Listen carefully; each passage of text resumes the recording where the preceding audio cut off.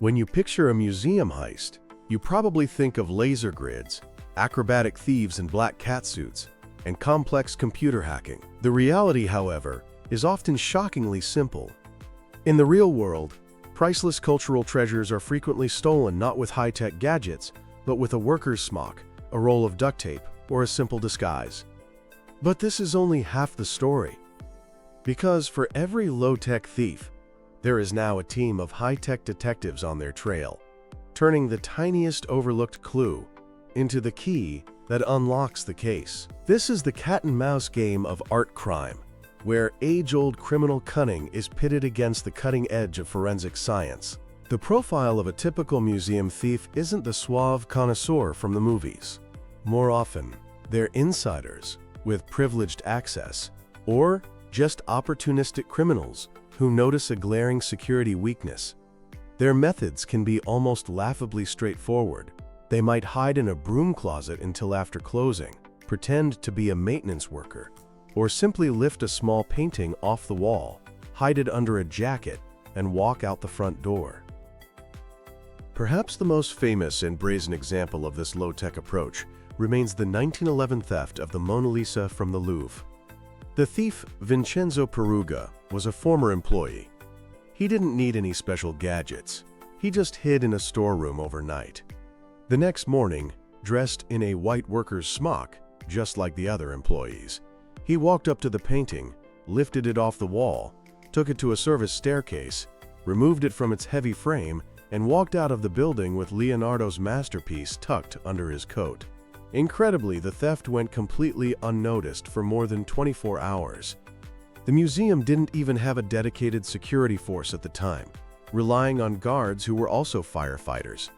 It was 2 years before the Mona Lisa was recovered, and not because of brilliant detective work, but because Peruggia himself tried to sell it to an art dealer in Florence. This low-tech strategy persists even today.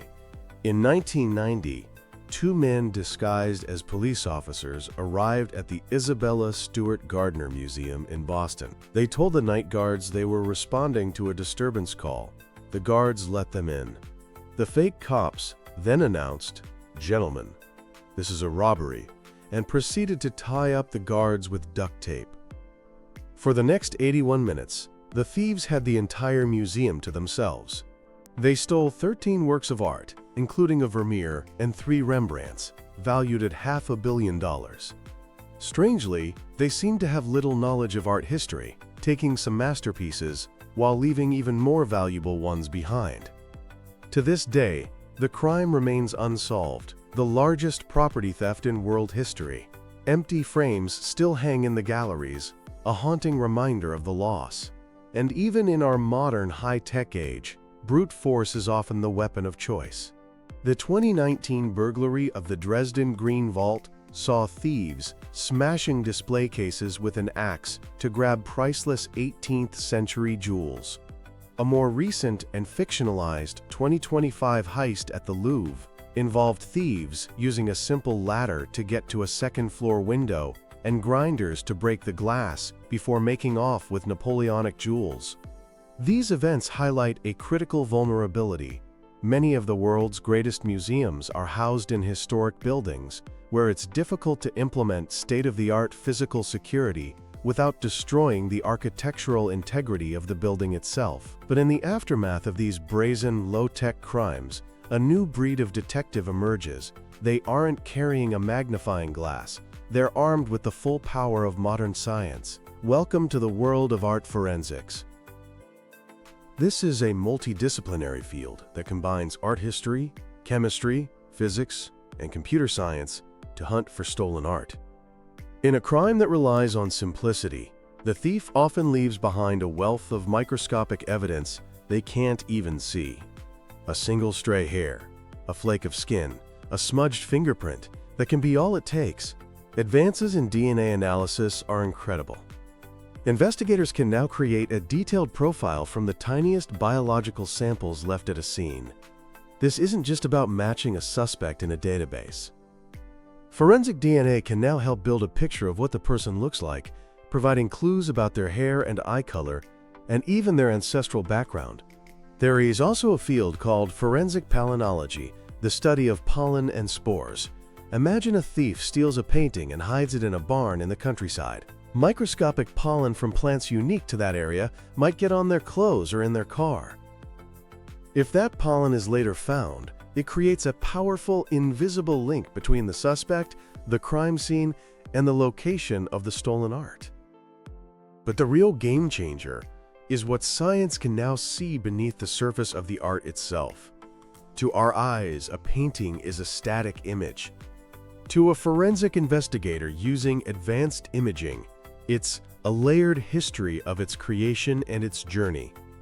These non-invasive techniques let them dive deep into an artwork's composition without causing any damage. One tool is infrared reflectography. It can penetrate the top layers of paint to reveal what's underneath the artist's original sketches or underdrawings.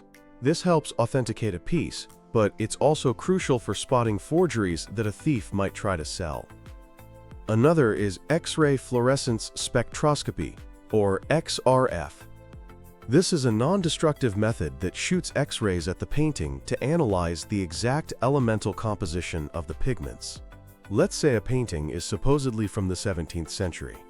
XRF can tell you if the blue pigment is made from lapis lazuli, which would be correct, or if it contains titanium dioxide, a compound not used in paint until the 20th century. That's a dead giveaway for a forgery or a modern repair. Perhaps the most powerful tool is hyperspectral imaging. This technology captures what's called a unique spectral fingerprint for every single material in an artwork. It does this by analyzing how each spot reflects light across hundreds of different wavelengths, far beyond what the human eye can see. This means it can distinguish between two pigments that look identical to us but have different chemical compositions. This is incredibly effective at detecting sophisticated forgeries or modern touch-ups on a stolen piece that a thief might have done to disguise it. In our hyper-connected world, even the most low-tech criminal can accidentally leave a digital trail. The theft of 5 Francis Bacon paintings in Madrid was solved because the thieves made a classic mistake. They took pictures of the stolen art. When one of those images was sent to the Art Loss Register, a global database of stolen art, investigators analyzed the photo's metadata. This digital file contained information that led them directly to the specific camera used to take the picture, which in turn led to the arrests. A smartphone is an even bigger liability for a criminal. The geolocation data automatically embedded in a photo can pinpoint the exact GPS coordinates where the picture was taken, potentially revealing the location of a stolen masterpiece. Technology is also being used to prevent crime. The rise of blockchain offers the potential for an immutable, unhackable digital ledger of an artwork's history of ownership, its provenance. By creating this secure and unalterable record, blockchain could make it much more difficult for stolen art to be laundered and sold on the legitimate market. International cooperation is also getting a high-tech boost. Interpol created a mobile app called ID Art. It allows anyone, law enforcement, customs agents, collectors, or just a member of the public, to access a database of tens of thousands of stolen artworks. Using image recognition software, you can simply take a photo of a piece of art, and the app will check if it matches any item registered as stolen. Despite all these incredible advancements, art theft continues. The allure of a multi-million-dollar payday, or for some, the simple, obsessive desire to possess a thing of beauty, means there will always be people willing to take the risk. The motivations are varied. Some thieves are part of organized crime networks stealing art to order or to hold for ransom. Others, like the infamous Stefan Breitweiser, are art-motivated. Over several years, Breitweiser stole more than 200 artworks from small museums across Europe, not to sell, but simply because he wanted to live with them in his attic. This creates an ongoing chess match. As museums upgrade security with high-definition cameras, motion sensors, and better alarms, Thieves adapt. They exploit the moments when security is most relaxed, like during opening or closing hours. They take advantage of the fact that many museums are underfunded and simply can't afford comprehensive, top-tier security for their entire collection, especially in vast, historic buildings. The recent wave of heists has been a major wake-up call, prompting institutions to reassess everything.